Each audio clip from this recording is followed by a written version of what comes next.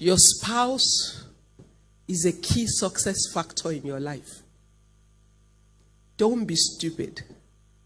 Don't make a mistake. Don't marry the wrong guy or the wrong girl. Rich and handsome, cool and all of that, that's rubbish. Because the most handsome guy today, slim and tall and elegant, feed him a little, you see.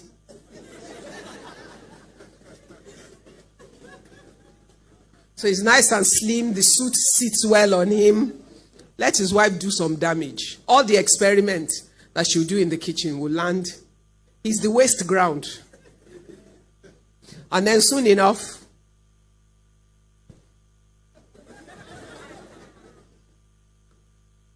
and he's getting into his 30s.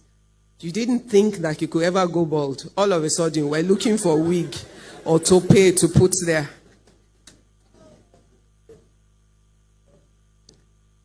His father is rich, so you want to marry into this big family. They're big by the time and the season that you're evaluating them. How do you know they will not be the criminals of tomorrow?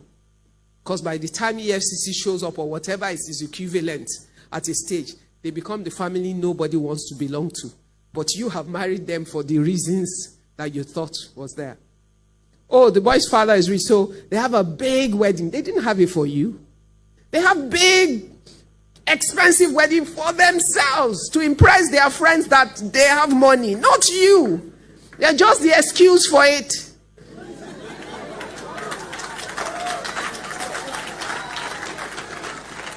It's not for you. So they give you plenty of presents. Okay. Even if they give you 50 cars, they'll all age at the same time.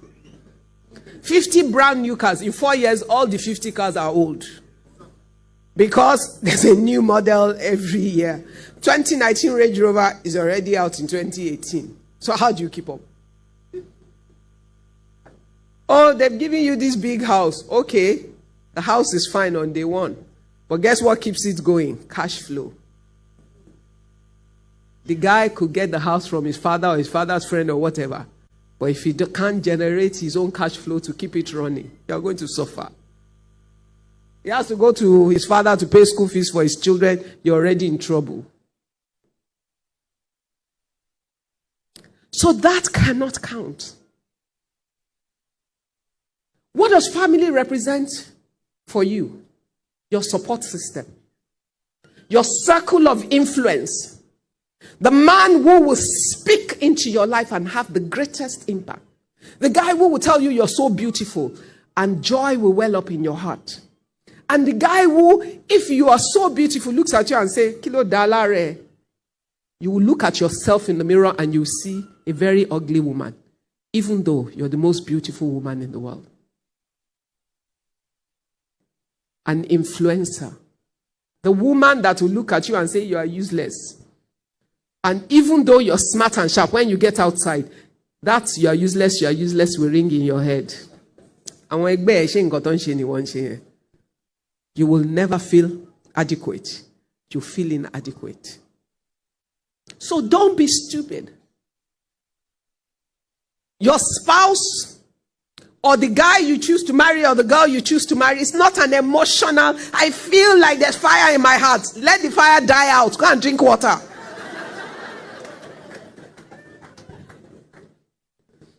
It is the most important decision of your life.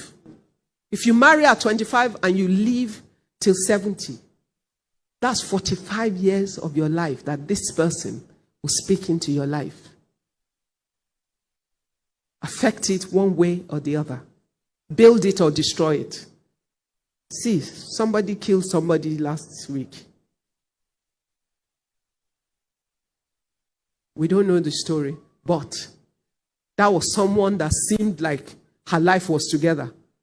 Now, one life destroyed, second life destroyed, 2 lives destroyed, and many lives impacted.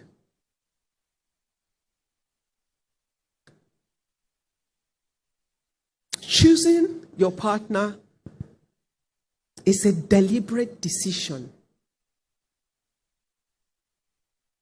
It's an objective decision. You must know who you are, have a sense Because you will never really know all about who you are. But you'll have a sense of who you are and where you think you're going. If she has ambition to become the MD of First Bank, and she married pastor who wants the wife at the door at 5 o'clock, with dinner ready, everything set on the table, she already married the wrong guy. Why? They will never agree. Because they want two different things. There's nothing wrong with him wanting a wife that will be ready with dinner and everything, or waiting at the door to take his bag and his coat. But he should marry a teacher.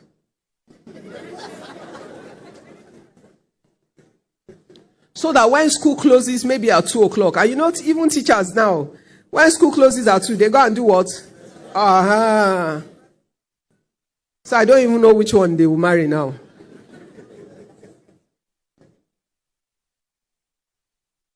It's true. You must have a sense of where you're going, who God has called you to be. And no matter how attractive or good you think that guy is to you and all the packaging, just realize that there's fire on the mountain if you don't have enough wisdom to strategically consider the reality. Because guess what?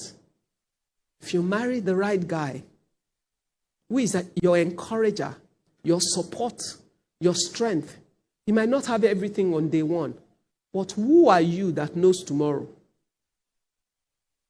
Which one amongst you can tell where the guy sitting in front of you, where he will be in 2 years' time? God has not given it to you. You can have a sense,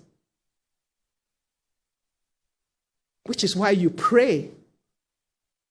And you also objectively consider. Girls, especially to the girls, we pretend not to see what we see. We create the picture of what we want to see, and we see it when it doesn't exist.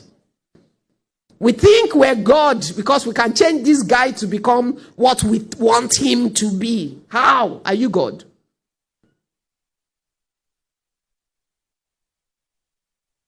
Your husband or your wife will make you or break you, destroy you or help to build you. It's not an emotional decision. You pray until you're clear about God, but even as you do that, you must be honest about what you see.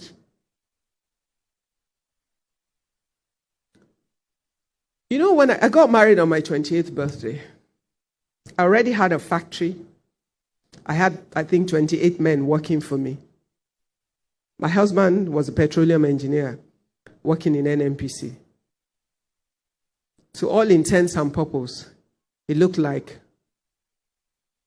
I was successful and on my way to being more successful, and my husband was a civil servant working for government in a professional capacity. To some people, I was being silly marrying a guy like that. They felt that there's some big, rich guy that would fit me better. Better know yourself. Me, I know me. And me, I knew that the only guy that can deal with me, my personal dreams, ambitions, and drive, is a guy who is self-assured, confident, and who loves the me that I am, who loves my ambition, and has no fears whatsoever of what he thinks I will be. So imagine me then. To me now, I've been married for 28 years to the same guy. But the me he married, that they thought was ambitious, driven, too smart for our own good, intimidate boys with my intelligence and all of that. How can he even add that to the me that I am now? But I knew he was the guy who could deal with me.